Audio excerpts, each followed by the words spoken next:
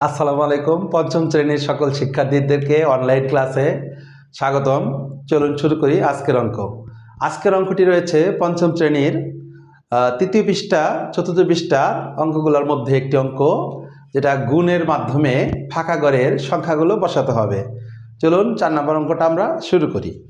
তো এখানে প্রথমেই একটা ফাঁকা ঘর পেয়েছি, কিন্তু সেই ফাঁকা ঘরের গুণ করার জন্য 7 রয়েছে। এই সংখ্যাটার সাথে গুণ করলে এই পুরো সংখ্যাটা পাওয়া যাবে।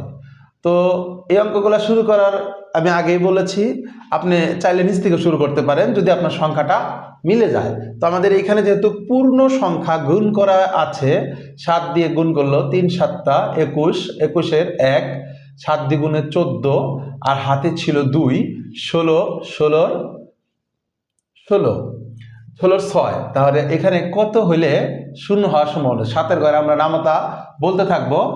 যেখানে এক গ্যাপ রয়েছে, যেহেতু 7 দুগুণে 14 এবং 2-এ 16 হয়েছিল, তার মানে 16 হওয়ার পরে আমাদের হাতে ছিল এই এক যোগ করলে যেন শূন্য হয়, এমন একটা 7-এর ঘরে নামতা বলতে থাকবো।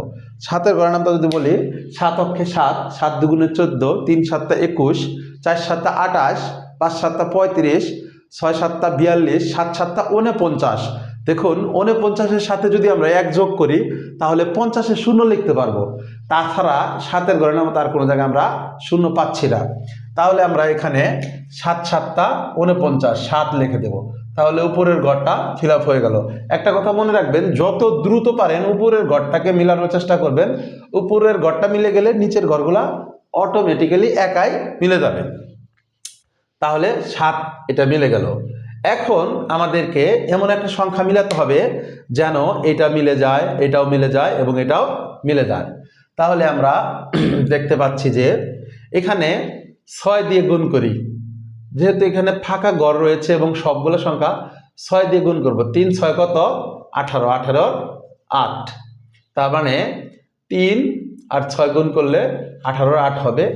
6 দুগুণে 12, আর হাতের একে 13, 13 3, 6 7 42, আর হাতের একে 43-এর 3, হাতে আমার 4, 6 7 42, 42 আর 4-এ 43, 44, 45, 46, 46-এর 6, আবার 6 7 42, 42 এবং হাতের 4-এ 43, 44, 45, 46। তাহলে আমরা এখানে 46 লিখবো। এই 6 সহ 46 হয়ে গেল। আমাদের উপরের এই দুইটা মিলানো শেষ এবং উপরেরটা মিলানো শেষ। এবার আসি, আমাদেরকে এখানে দেখতে পাচ্ছি যে 5 রয়েছে। তাহলে এখানে 5 দিয়ে আমরা এটাকে গুণ করব। 5 দিয়ে গুণ করে দেখি।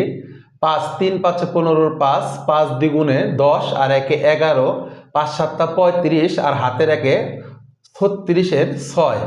তাহলে এখানে 5 7 35, আর হাতের 3-এ 36, 37, 38-এর 8, 5 7 35, আর 3-এ 38। তাহলে এই ঘরটাও মিলে গেল। এবার রয়ে গেল এই ফাঁকা ঘর এবং এইখানকার ঘরটা। তাহলে এইখানকার যে ঘরটা, এটার সাথে মূলত এই ফাঁকা ঘরের সম্পর্ক করে এইখানকার মিলাতে হবে। তাহলে আমরা 3-এর ঘরের নামতা বলতে থাকবো। এখানে হয় 1 দিব, 2 দিব, 3 দিব, দেখব কখন 2 আসে শেষে। তাহলে 3-এর ঘরের নামতাটা যদি আমরা লিখতে থাকি, 3 গুণন 1 3, 3 গুণন 2 6, 3 গুণন 3 9, 3 গুণন 4 12। এই যে আমরা একটা শেষে 2 পেয়ে গেছি। 3 গুণন 5 15, 3 গুণন 6 18, 3 গুণন 7 21, 3 গুণন 8 24, 3 গুণন 9 27। 10 বসানোর দরকার নেই, কারণ এখানে দুইটা সংখ্যা বসানোই যাবে না। হয় এখান থেকে যে কোনো একটা সংখ্যা বসাতে হবে। দেখতে পাচ্ছি যে প্রথমেই 4 বসালে সংখ্যাগুলা মিলে যায়। এবার কিন্তু এগুলা নিয়ে আর আপনাকে চিন্তা করতে হবে না, যেহেতু উপরের সংখ্যাগুলো মিলে গেছে। এবার নর্মাল গুণ করে দিলেই আপনার এই সংখ্যাগুলো মিলে যাবে। 4-এর সাথে গুণ করি। 3 4 12, 2 4 দুগুণে 8, 8 আর একে 9, 4 7 28, 28, 28-এর 8, 4 7 28, আর হাতে ছিল 2 30, 30-এর 0, 4 7 28, আর হাতে ছিল আমার 2 29 30, না 30, 30-এর 0 ছিল, হাতে ছিল আমার 3, 4 7 28 আর 3 31, 29, 30, 31, 31। এবার আমরা এখানে যোগ করে দিই 1, 6 আর 8 আমার 14 4, 3 5 হাতে ছিল 1, 4 3 আর 1 4, 4 আর 5 হচ্ছে আমার 9, হাতে নাই, এখানে হাতে নাই।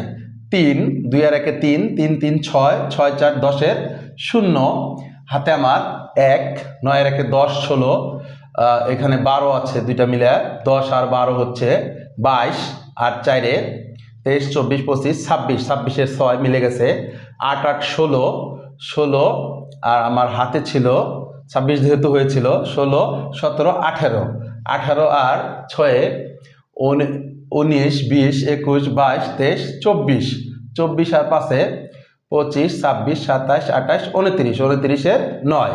এবার আমাদের হাতে যেহেতু 29 ছিল, হাতে আছে 2, তাহলে 2 আর 0 2, 8 আর 2 10, 10 আর 4 14, 14 4, হাতে আমার 1, 1 আর 1 2, 2 আর 3 5, 3 শুধু 3।